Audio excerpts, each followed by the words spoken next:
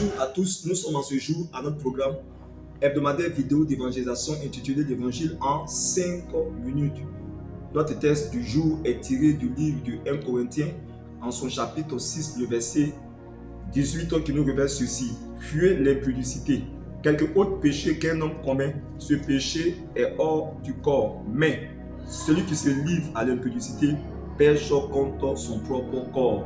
Ce passage de 1 Corinthiens chapitre 6, le verset 18 nous parle du péché de l'impudicité. Il s'agit des relations illégitimes et illégales.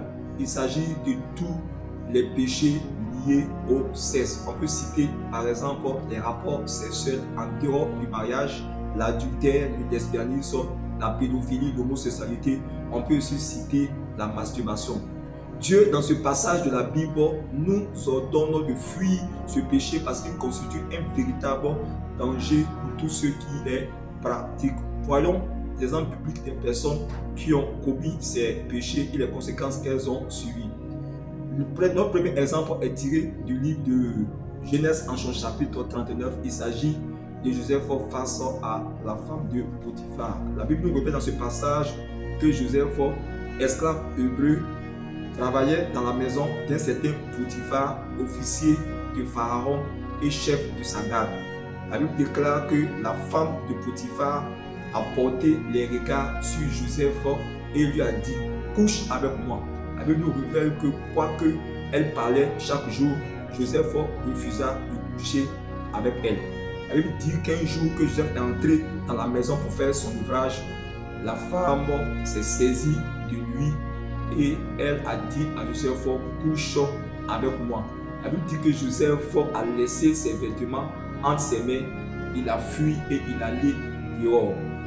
Le soir, quand son mari est rentré du travail, elle a menti sur Joseph, l'accusant de tentative de viol.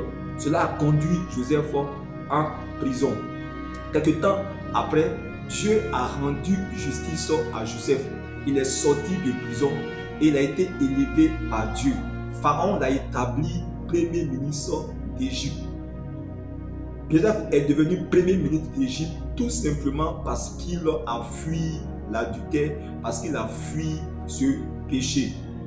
Si Joseph avait couché avec la femme de Potiphar, il ne serait jamais devenu premier ministre en Égypte. Son étoile allait s'assombrir, sa destinée allait être détruite et son rêve allait se briser. Beaucoup de personnes ont détruit leur destinée à cause du sexe. Beaucoup de personnes ont détruit leur promotion, leur élévation à cause du péché sexuel, à cause soit de l'adultère, à cause des rapports sexuels hors mariage et à cause d'un plaisir de 5 minutes. Les relations sexuelles en dehors du mariage sont interdites par Dieu et constituent un véritable danger poison pour le corps de l'homme. C'est la raison pour laquelle Dieu, dans ce passage, nous invite à fuir ce péché.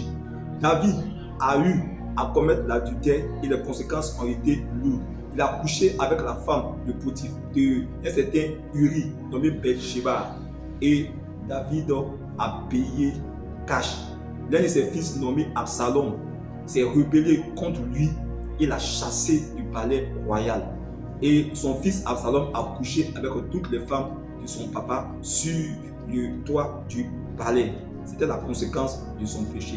La Bible nous révèle que le salaire du péché, c'est la mort et le don gratuit de Dieu, c'est la vie éternelle. Toi qui écoutes cette vidéo et tu veux la vie éternelle, tu vas répéter cette prière après moi. Seigneur Jésus, je crois en toi.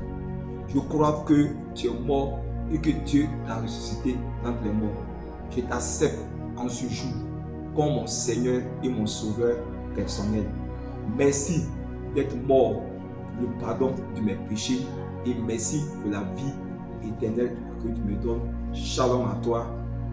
Au revoir. Partage cette vidéo d'évangélisation et à très bientôt.